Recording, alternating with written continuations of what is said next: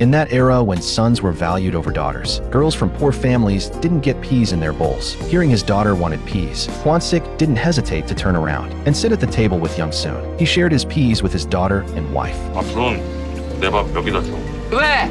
엄마랑 밥 먹고 싶어서.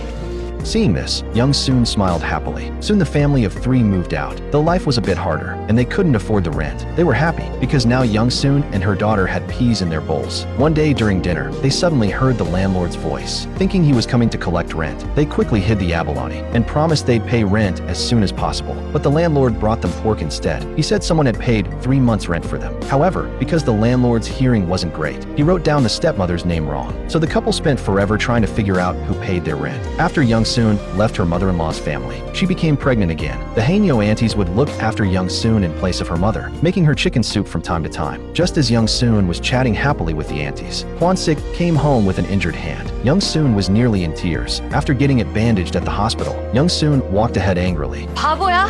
말 못해? 다쳤으면 다쳤다고 말을 하고 배 돌려야지. 뭔 영화를 보겠다고 손이 부러지도록 그물을 땡겨. 소죽은 귀신이잖아.